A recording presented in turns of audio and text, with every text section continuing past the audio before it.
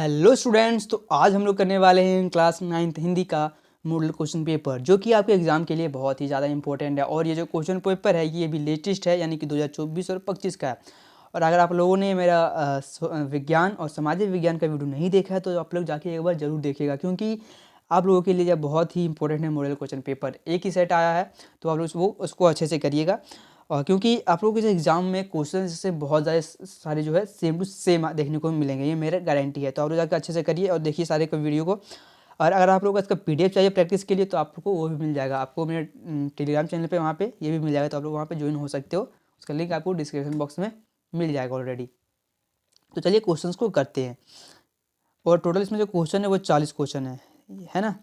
और आप लोगों का जो एग्ज़ाम है वो भी 40 क्वेश्चन उसमें भी रहेंगे, तो आप लोग अच्छे से कर लीजिए। तो चलिए देखते हैं क्वेश्चंस। यहाँ पे कुछ सामान्य निर्देश दिए गए हैं, तो आप उसको अच्छे से वो पढ़ सकते हो। मैं फटाफट से आपको क्वेश्चन बता देता हूँ, क्योंकि वीडियो ज़्यादा लंबा हो जाएगा वैसे में, है ना। तो यहाँ पे देखिए खंड का है कि अपठित बोध यानी कि पैसेज है एक आपका। तो आपको इसको अच्छे से पढ़ना और उसके बाद ही आपको क्वेश्चन को सॉल्व करना, क्योंकि सारा जो का आंसर जो है उसी से आपको मिलेगा, वो कि बहुत आसान मैसेज है। तो चलिए इसका देखते हैं आंसर। पहला क्वेश्चन है हमारा कि महात्मा गांधी का जन्म कब और कहाँ हुआ। तो इसका जन्म कब हुआ था, तो 2 अक्टूबर 1869 को पोरबंदर यानी गुजरात में हुआ था। अब क्वेश्चन में दूसरा है हमारा कि गांधी जी का प्रमुख सिद्धांत क्या था, तो अहिंसात्मक संघर्ष यानी कि सत्याग्रह। अब क्वेश्चन नंबर हमारा थर्ड है कि महात्मा गांधी के जीवन का प्रमुख गुण क्या था। तो प्रमुख गुण क्या था, सादगी और आत्मनिर्भरता, यानी कि वो सादगी में जीते थे और खुद पे निर्भर रहते थे, हमेशा वो किसी पे दूसरे पे डिपेंडेंट नहीं रहते थे।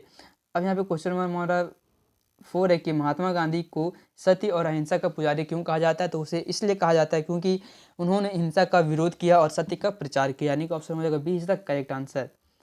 अब यहाँ पे क्वेश्चन नंबर हमारा 5 है, जो कि एक पोएम है, तो आप लोग उसको भी अच्छे से पढ़ लीजिएगा। यहाँ पे क्वेश्चन नंबर 5 है कि हमारे कि झारखंड की संस्कृति का प्रमुख आधार क्या है। तो प्रमुख आधार क्या है, आदिवासियों की धरोहर। अब क्वेश्चन नंबर 6 है हमारे कि झारखंड की भूमि की गंध किससे जुड़ी है। तो किससे जुड़ी है, तो वो मेहनत से जुड़ी है। अब क्वेश्चन नंबर हमारा 7 है कि झारखंड की प्रकृति में किसकी कहानी छिपी है। तो किसकी कहानी छिपी है, पर्वत, जंगल और नदियों की। अब क्वेश्चन नंबर हमारा 8 है कि गद्यांश में झारखंड के कौन कौन से त्यौहार का वर्णन है। तो कौन कौन से त्यौहार का वर्णन है, सरहुल, करम और सोहराय, यानी कि option C is the correct answer. अब क्वेश्चन नंबर हमारा 8 है, जो कि व्याकरण है आपका, कि निम्नलिखित में कौन सा शब्द पुल्लिंग, यानी कि कौन सा जो शब्द है वो पुल्लिंग को संबोधित कर रहा है। तो कौन कर रहा है, तो वो राजा कर रहा है, यानी कि ऑप्शन हो जाएगा D is the correct answer. अब क्वेश्चन नंबर 10 है कि सूर्यास्त में अस्त के पहले जोड़ा गया सूर्य क्या है। यानी कि जो सूर्यास्त है उसके पहले जो सूर्य लगा है उसमें सूर्य का क्या है, तो वो सूर्य क्या है, यानी कि वो मूल शब्द है, यानी कि ऑप्शन हो जाएगा B is the correct answer. अब क्वेश्चन नंबर हमारा 11 है कि निम्नलिखित में कौन सा शब्द उपसर्ग से बना है। तो कौन सा शब्द उपसर्ग से बना है, तो पुनर्जन्म बना है, यानी कि ऑप्शन होगा ए इज द करेक्ट आंसर। अब क्वेश्चन नंबर 12 की उन्नति का विलोम शब्द क्या होगा। तो उन्नति का विलोम शब्द क्या होगा, यानी अवनति। विलोम शब्द का मतलब उसका उल्टा बताना है आपको, अपोजिट। अब क्वेश्चन नंबर 13 है हमारा कि पृथ्वी का पर्यायवाची शब्द क्या है। तो उसका पर्यायवाची शब्द क्या हो जाएगा, धरती। धरती का मतलब भी हो सकता है पृथ्वी। अब क्वेश्चन नंबर हमारा 14 है कि निम्न में से अशुद्ध वाक्य कौन सा है। तो अशुद्ध वाक्य इसमें से कौन सा है, तो वे सुबह जल्दी उठता है। ये हमारा गलत हो जाएगा, क्योंकि वे नहीं होगा, वहाँ पे होगा वह सुबह जल्दी उठता है। तो ये हमारा अशुद्ध वाक्य यानी कि गलत है। अब यहाँ पे हमारा क्वेश्चन नंबर 15 है कि निम्नलिखित में किस शब्द की वर्तनी शुद्ध है। तो किस शब्द की वर्तनी शुद्ध है, तो समर्पण की शुद्ध है, यानी कि ऑप्शन हो जाएगा ए इस तक करेक्ट आंसर। अब क्वेश्चन नंबर हमारा 16 है कि नाक कटना मुहावरे का सही अर्थ क्या है। नाक कटना का मतलब क्या होता है, किसी का सम्मान खोना, यानी कि ऑप्शन हो जाएगा ए इज द करेक्ट आंसर। अब क्वेश्चन नंबर हमारा 17 है कि पढ़ाई करना जरूरी है, इस वाक्य में क्रिया शब्द कौन सा है। इसमें आपको बताना है क्रिया यानी कि वर्ब। आप लोग इतनी पढ़ते होंगे इंग्लिश में ट्रांसलेशन में, ग्रामर में, कि क्रिया यानी कि वर्ब। तो इसमें क्रिया क्या है, तो यहाँ पे है पढ़ाई सॉरी करना, ऑप्शन हो जाएगा B is the correct answer. अब क्वेश्चन नंबर 18 कि वह धीरे धीरे चलता है, इस वाक्य में क्रिया विशेषण शब्द क्या, यानी कि आपको यहाँ पे बताना कि कौन सा इसमें शब्द जो कि किसी विशेषता को संबोधित करे। तो किसी विशेषता का मतलब धीरे धीरे, यानी कि वो धीरे धीरे चल रहा है, तो ये क्या करे, धीरे धीरे, यानी कि ऑप्शन हो जाएगा B is the correct answer. अब क्वेश्चन नंबर हमारा 19 है कि वह स्कूल जाता है और किताबें पढ़ता है, वाक्य का प्रकार क्या है। तो ये कौन सा वाक्य है, तो ये हमारा मिश्र वाक्य, क्योंकि यहाँ पे और लगा है। जब भी आपको और मिल जाए वाक्य में तो आपको उसका अधिकतर चांस है कि वो मिश्र वाक्य ही होगा। अब क्वेश्चन नंबर 20 है कि दांत खट्टे करना का अर्थ क्या होगा। तो दांत खट्टे करने का मतलब क्या होता है, पराजित करना, इनका ऑप्शन होगा सी इज द करेक्ट आंसर। अब यहाँ पे हमारा क्वेश्चन नंबर 21 सेकेंड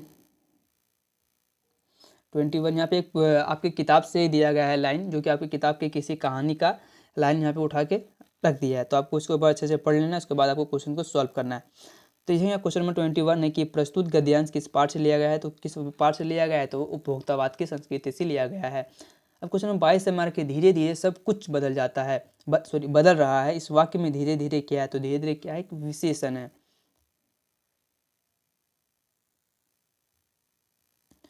यहाँ पे क्वेश्चन नंबर 23 है कि गद्यांश के अनुसार वर्तमान जीवन शैली किस पर आधारित है। तो किस पर आधारित है, तो उपभोक्तावाद पर आधारित है।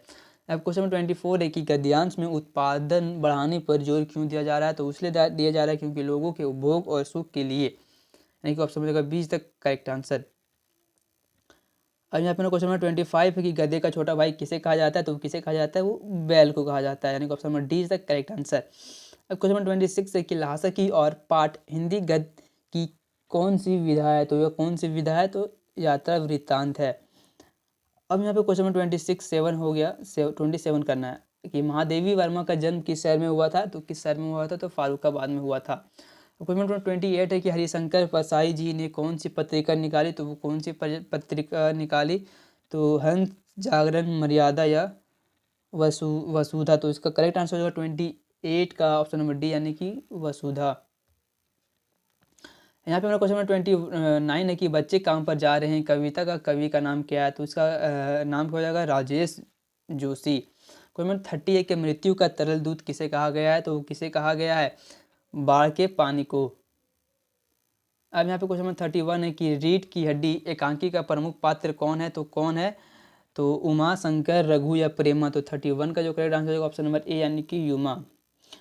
क्वेश्चन नंबर 32 है कि मेरे संग की औरतें पाठ की लेखिका कौन है। मेरे संग की औरतें जो पाठ है उसका लेखिका कौन है, तो वो कौन है, तो हो जाएगा मृदुला गर्गे।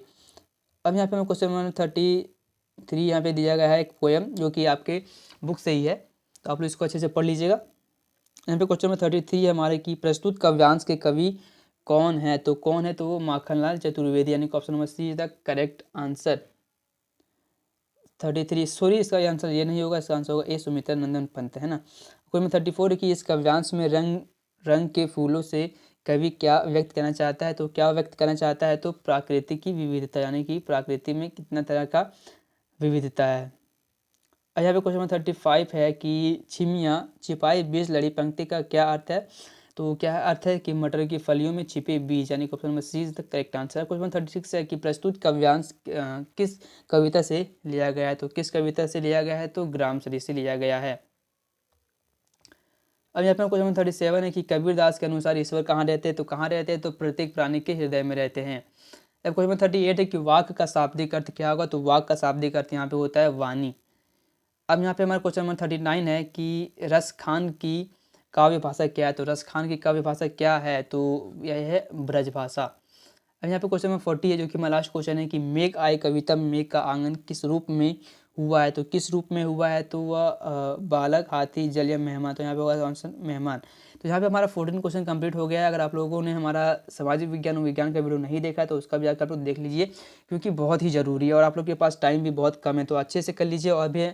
और भी मैं अभी इंपॉर्टेंट क्वेश्चन जो ऑब्जेक्टिव है वो भी डालूंगा, तो आप लोग वो भी कर लीजिएगा। और 2024 का जो क्वेश्चन पेपर है मैं वो भी अपलोड करूंगा अपने चैनल पे, तो आप लोग जाकर वो भी अच्छे से कर लीजिएगा। मैं 100% देता हूँ कि आपका फुल में से फुल मार्क्स आ जाएंगे, और कोई डाउट नहीं, क्वेश्चन बाहर से आएगा। मैं जितने डालूंगा वीडियो वहीं से आपको क्वेश्चन देखने को मिलेगा। और वीडियो को लाइक कर दीजिएगा, चैनल को सब्सक्राइब कर लीजिएगा। मिलते फिर से एक नई वीडियो में, तब तक के लिए जय हिंद दोस्तों।